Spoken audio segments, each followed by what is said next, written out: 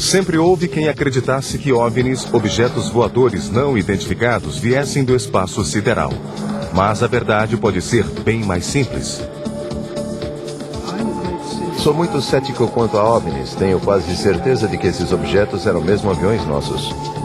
Há mais de 60 anos, em bases secretas de pesquisa do mundo todo, discos voadores são projetados, construídos e testados. Longe de toda e qualquer civilização, havia um lugar onde discos voadores eram construídos. Alguns até dizem tê-los visto. Não há dúvida nenhuma, eram discos voadores. Esta é a história secreta das tentativas de dominar a tecnologia dos discos voadores para produzir o melhor avião militar.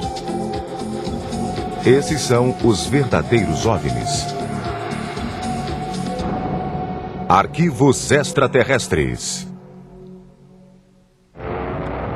A história dos verdadeiros OVNIs começa na Alemanha nazista. A vitória na Segunda Grande Guerra parecia escapar às mãos alemãs, e os cientistas tentavam aperfeiçoar armas que pudessem fazer a guerra virar a favor de Hitler. Um desses cientistas era Victor Schauberger, um inventor que havia produzido modelos de discos voadores. Ele cumprira o objetivo de conseguir uma máquina voadora que manobrava como um helicóptero, mas viajava a velocidade supersônica, não detectada pelo inimigo. O veículo de Schauberger utilizava um redemoinho que produzia efeitos magnéticos e permitia a levitação. Victor foi reconhecido pelo governo alemão e até se encontrou com Hitler.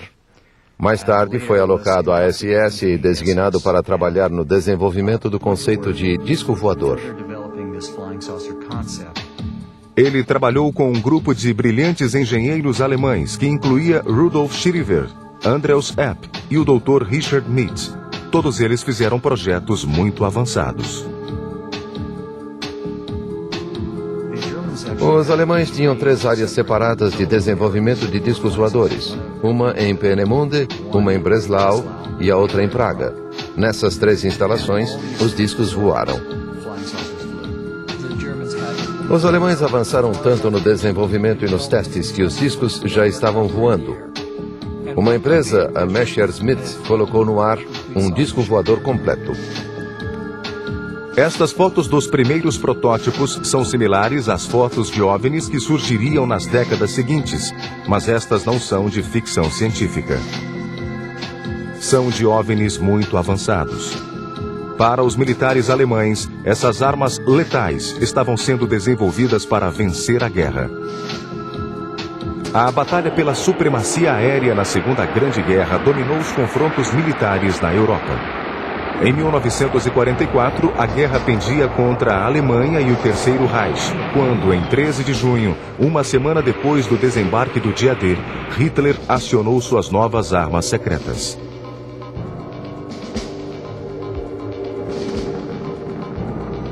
Por um período de 2 meses, milhares de bombas voadoras V-1 atacaram Londres. Algumas foram derrubadas a partir do solo, outras pelo ar. O desenvolvimento dessa tecnologia de guerra dava início a uma nova era na história da aviação militar. O uso da tecnologia de discos voadores para produzir máquinas ainda mais mortais seria o ponto culminante dessa pesquisa.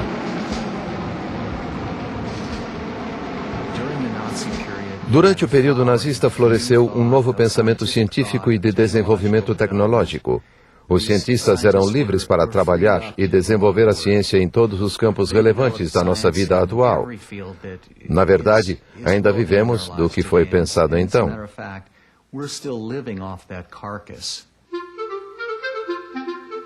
Mas não havia nada de novo nos princípios básicos da tecnologia de foguetes. Desde os anos 20 e 30, houve uma série de tentativas pacíficas de uso de propulsão por foguetes na Europa e na América. Mas o que os nazistas faziam não era nada pacífico.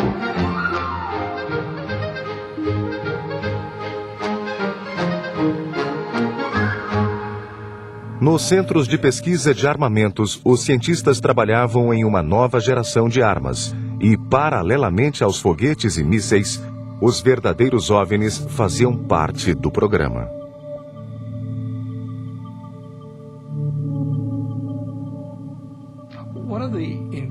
Uma das coisas mais impressionantes da Segunda Guerra foi o volume de tecnologia que os cientistas alemães desenvolveram para empregar no esforço de guerra. E isso incluía foguetes, incluía os motores a jato, mas também incluía um trabalho notável em termos de discos voadores. Mas o tempo estava se esgotando para Hitler e seus cientistas. Os aliados avançavam em todas as frentes e os alemães estavam em retirada. A tecnologia de discos voadores, bem como a de outras armas modernas de Hitler, chegaria tarde demais. Até o momento final da guerra, eles pareciam acreditar que essas superarmas, esses supersistemas, seriam capazes de, ao menos, deter os aliados, e que seriam capazes de provocar um fim político para a guerra. O sonho de Hitler de vencer a guerra com suas superarmas nunca aconteceu. Em maio de 1945, a batalha final por Berlim começou e a guerra na Europa estava virtualmente terminada. Mas esse era apenas o começo da história dos verdadeiros OVNIs. Em 3 meses, a Segunda Guerra terminou de forma dramática e terrível. A 8h15 do dia 6 de agosto de 1945, o Enola Gay, um bombardeiro americano B-29, lançou a primeira bomba atômica em Hiroshima. Terminada a guerra, os aliados se tornaram rivais, e a União Soviética e o Ocidente logo se engajaram em uma batalha pela tecnologia militar mais avançada.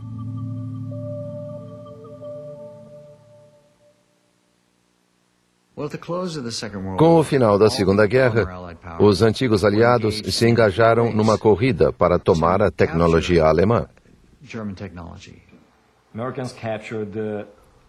Os americanos pegaram a tecnologia da complexa bomba V2 e os planos de muitos outros mísseis. Mas os russos capturaram os últimos modelos de aviões a jato alemães e grande quantidade de cientistas de foguetes. Mas a questão era quem iria capturar os cientistas de discos voadores. Os segredos dos foguetes e mísseis alemães não foram as únicas tecnologias a cair em mãos russas e americanas.